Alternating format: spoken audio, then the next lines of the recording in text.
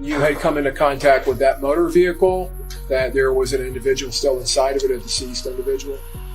That is Alicia Andrews, the only woman in the crew accused of killing Julio Foolio. She is facing life for murder, but started laughing in court when they showed videos of Foolio's lifeless body. What she said next had the whole room frozen, and the streets are saying payback is already in motion. In this video, I will break down why she laughed, what she said, and what might be waiting for her next. The female accomplice kept it to picture this. The courtroom is dead silent as they run surveillance footage on the big screen. Over 100 rounds were fired in a Tampa hotel parking lot in the wee hours. The victim, 26-year-old Jacksonville rapper Julio, government named Charles Andrew Jones II, was out celebrating what would turn out to be his last birthday on this earth. But while the prosecutors were breaking down this horrific ambush that snatched a young bull's life and showing videos of his lifeless body, something wild and disrespectful was going on in the defendant's seat that got the whole internet in their feelings. Alicia Andrews, a 22-year-old shorty with no gang ties or street resume, was posted up next to her lawyer, not with her head down, catching the eyes of reality or showing any remorse. No,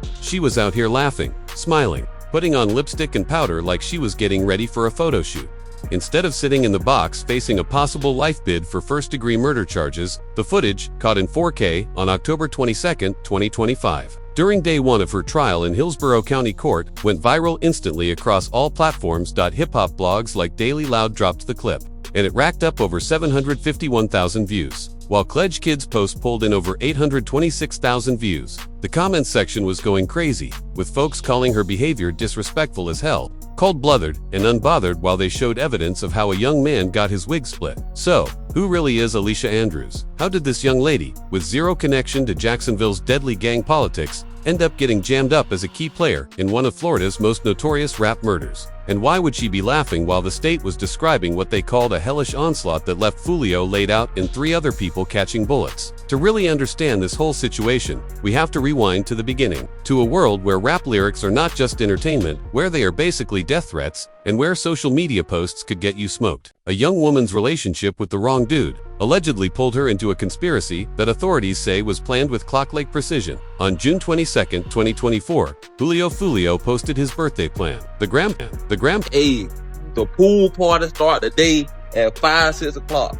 You already got the address. Pull up, man. You got the address. Pull up. If you need the address, DM me right now. The pool party start at 5, 6 o'clock. A move that prosecutors say basically put a GPS tracker on his location for his ops. The 26-year-old rapper, who had already survived multiple attempts on his life, was out in Tampa celebrating, far from his Jacksonville stomping grounds, where a bloody gang beef between his 6-block crew and rival sets, ATK and 1200, had been going on for nearly a decade. This was not just any hood beef. This was a full-blown war that had already claimed over 30 bodies since the early 2010s, amplified through diss tracks and social media, where rappers were smoking their dead ops, dancing on graves, and turning real-life murders into viral content. That night, Foolio was getting his party on at Teaser Strip Club around 9 p.m., then slid through to Truth 18 nightclub on Bush Boulevard for the after-hours vibes. He was going live on social media, posting his location, surrounded by his day ones, living it up.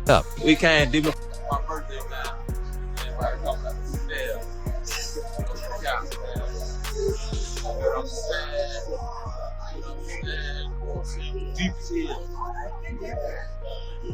We deep as hell, 20 deep. But approximately 200 miles away, in Jacksonville, 5 people had already set a whole operation in motion, a plan that had been cooking for days, involving surveillance whips, modified straps with brass catchers to avoid leaving shells, and ski masks purchased specifically for the hit. According to the prosecutors, Alicia Andrews was not putting in any work for no gang.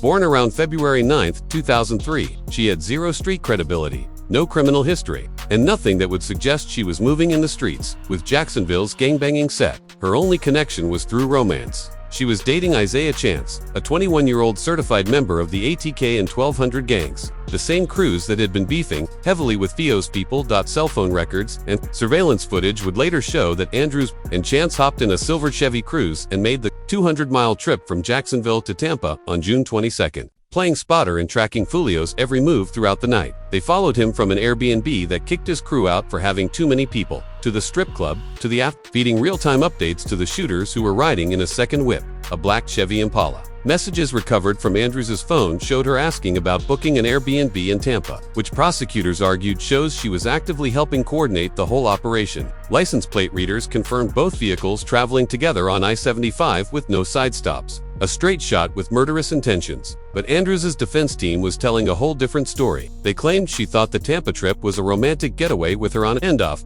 boyfriend trying to patch things up in what they described as an abusive relationship. Her lawyer's life, Malcolm and Jeremy tried to bring in evidence of domestic violence, painting Andrews as a victim herself, manipulated into riding with Chance without knowing they were on a murder mission. But Judge Michelle Cisco shut that defense down in August 2024, ruling that Andrews did not qualify for a duress defense under Florida law, which requires proof of imminent threat and no way to escape. It was decided that she was indeed involved. Alicia Andrews. These are her co-conspirators. Rashad Murphy, Davion Murphy, Sean Gaithright is her boyfriend at the time, Isaiah Chance. These were the 5 conspirators. This major ruling basically eliminated one of Andrews' main legal plays, forcing her defense to argue instead that she simply did not know about the hit and that her presence was just circumstantial rather than her being an active co-conspirator. This came after they were kicked out of their original Airbnb for having too deep of a crew. Foolio's entourage pulled up to the Home to Suites by Hilton on McKinley Drive near the USF campus around 4:30 a.m. on June 23rd. Theo was riding shotgun in a Dodge Charger with his homie, Xavier Edwards, behind the wheel, and another day one, Gino Norris, in the back. 2 other whips full of his people pulled up alongside them in the hotel's covered entrance. What happened next was caught on multiple cameras, including a Tesla's Sentry Mode system that recorded from different angles. The prosecution's opening statement painted a straight demonic picture. Plot that had been hatched between them with every single one of their collective evil intentions directed into one common purpose, one common goal: the premeditated murder of Charles Jones. The Silver Cruise, with Chance driving and Andrews riding passenger, made a recon pass by the hotel, doing a U-turn and circling back. This whip's movements were crucial, with prosecutors arguing Andrews and Chance were giving final confirmation of Foolio's exact location to the shooters. Moments later, 3 masked-up gunmen jumped out of the black Impala: Sean Gatt, age 18, Rashad Murphy, age 30, and Dave Murphy, age 27. They were dressed all in black, from head to toe, faces covered with ski masks and They let loose what prosecutors described as a vortex of high-powered rifle fire. Over 100 rounds from choppers chambered in 5.56 and 300 blackout, plus a Glock 19 that had been switched to full auto. They moved rapidly into their pre-planned positions, into their firing locations, and then they immediately unleashed a hellish onslaught.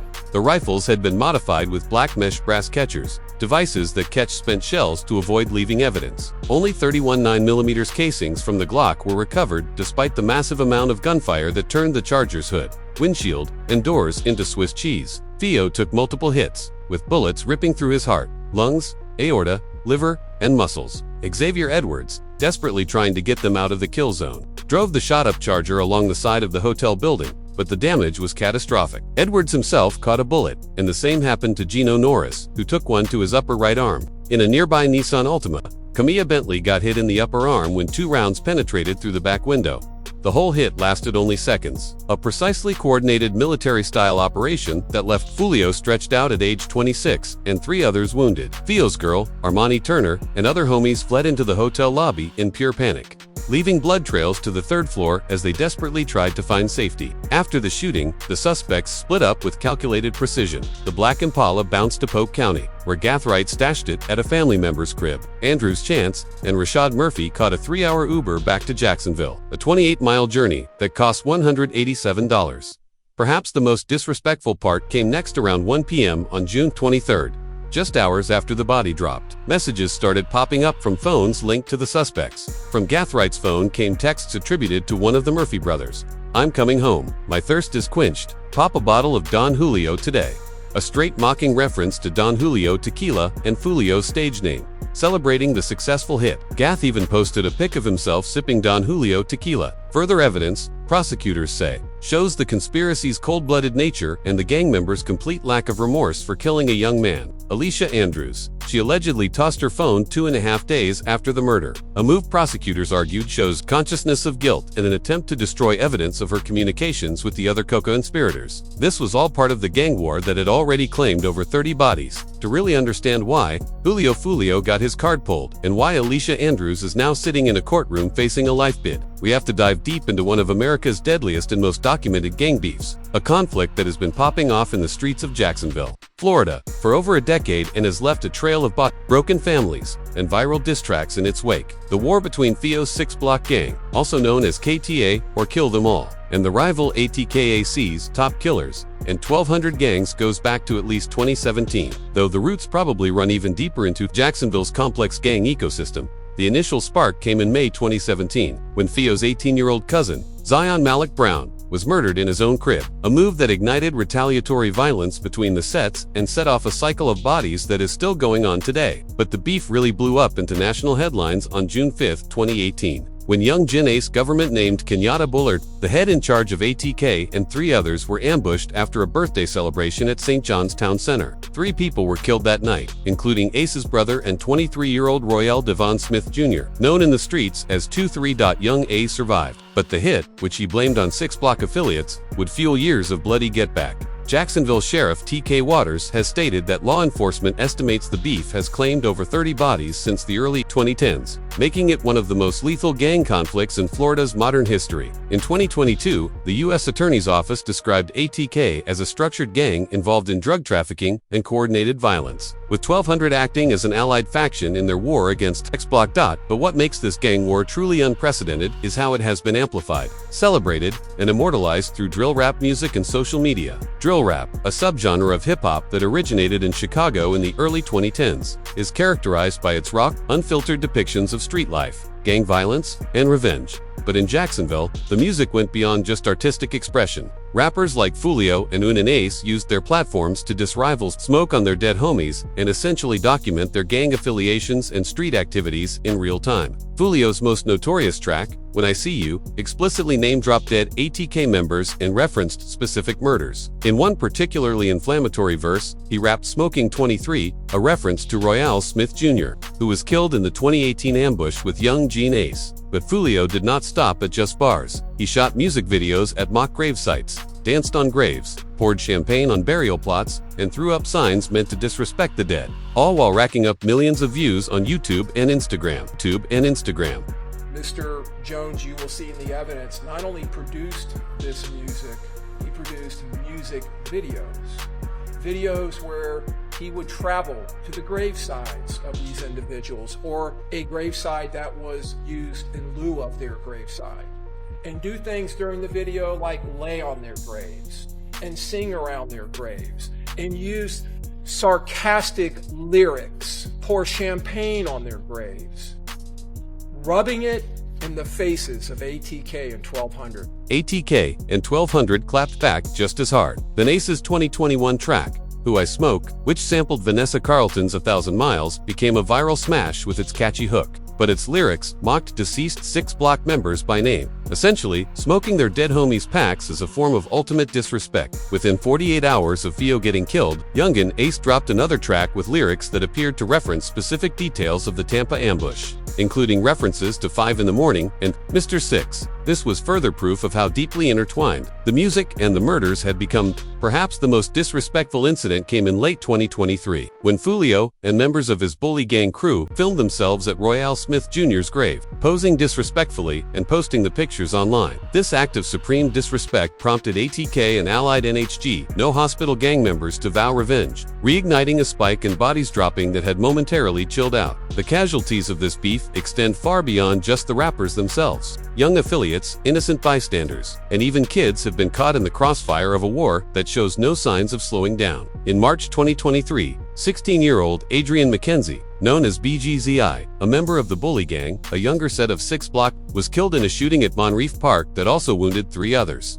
Just weeks later, gunfire erupted at his memorial service, wounding a woman. In August 2023, 18-year-old bully gang rapper Yaquan Pickens, known as Jake Jit, was killed in a shooting during an I-95 chase. His death was immediately mocked in diss tracks by ATK affiliates like Wapa Wit Chapa. In October 2023, ATK rapper Antonio Tilly Jr., known simply as Tilly, was killed in what prosecutors alleged was a setup involving an Uber driver, with authorities claiming a $20,000 bag had been placed on his head. Just 2 months later, in December 2023, 21-year-old bully gang rapper Julian House, known as Rico Osama, was laid down outside a recording studio, with 2 others catching bullets in the hit. He had recently dropped a track mocking Tilly's death, but the violence did not stop. In January 2025, 6 months after Fio was killed, a 7-year-old boy named B. Allen got caught in the crossfire when 6 Block members fired shots at an ATK-affiliated rapper outside a West Side Jacksonville crib. The shooting was reportedly revenge for a diss track titled 6 Ways to Die that disrespected deceased 6 Block figures, including Foolio.